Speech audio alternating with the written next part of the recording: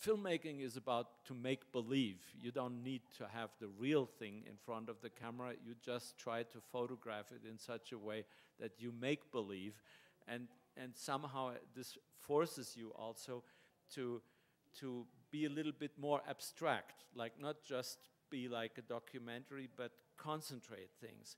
So here is Grey Socialist Danzig as it looked when we were location scouting.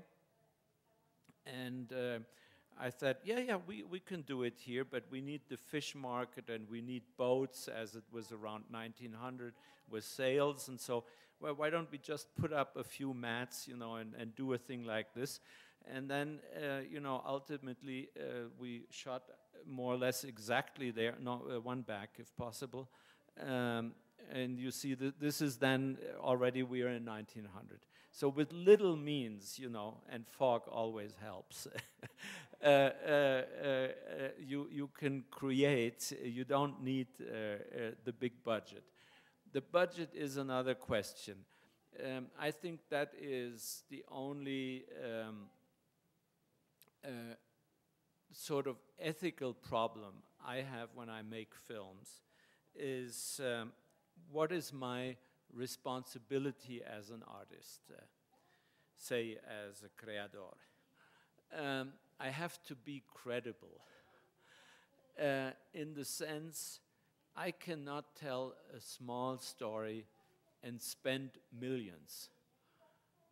There has to be a certain balance between the means you use and the story you are telling.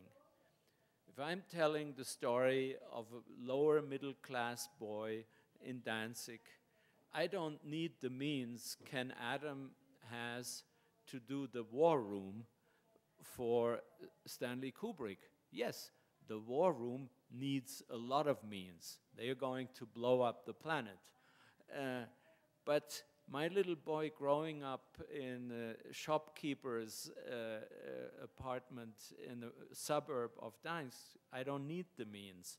So say this starts with his birth. The movie basically is his story, so it should start with his birth. Now we have this 6-year-old boy, 11-year-old boy looking like a 6-year-old.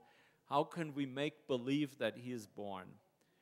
On the upper left side, you see in black and white, we tried to do it with the real baby, who was just, say, 5, 6 years old, you know. We put a lot of grease and stuff on him so that it looks like he's born. It was so ugly, all of a sudden, here we were in a documentary about how to give Edie birth or so. That was not what we were looking for. I said, this is like a fairy tale. Oscar is living his own birth. We can't do it with him. And I remembered a Brazilian movie I loved very much in the time of the Cine Novo, Macanuima, with Cantinflas, by the way. And there was a scene where he's born. And this is what happens: is in the whatever in the countryside, an empty field, the Sierra, and there's a tree, and there's a woman with white skirts, and she goes and holds on to that tree, and then she shakes and shakes, and you know, in her skirts, and all of a sudden you hear a scream, and you cut down to her skirts. She lifts her skirts, and there's Cantinflas. He was just born. He fell out of her. Fairy tale, yes, but that's what we do. And to make him look a little smaller, as you can see, we put a huge handle on the bathing tub behind him. So all of a sudden, his head looks that much smaller. I think they have a few more making of images here.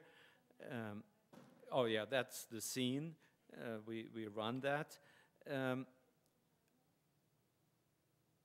Like it's a mystical night, you know. It's not a night like any others. It's the night Oscar is going to be born. So you know, you use this frame as of a bad horror movie. Now here we have the belly of a real woman who is pregnant, but we don't see her head on the right side because that would be the actress. And now we cut inside, and what do we see? Some funny stuff, and we see little Oscar in there, David Bennett. We see his mother laboring, and we see him inside, and he's hearing the boom, boom, boom, boom, boom, boom, the heart. That's the idea of the drum later on. And now he moves forward, and the curtain opens, and out he comes into the world. And there comes the hand of the midwife, and what does he see? The light of the world in form of a 40-watt light bulb.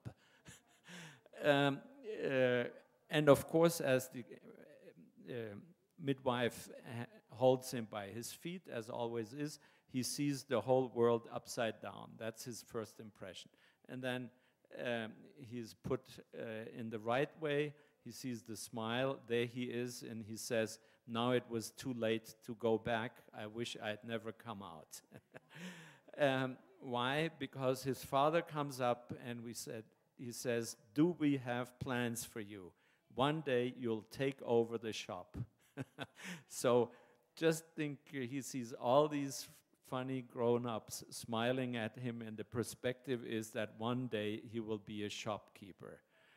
And that's when he decides, no way, I will do it differently.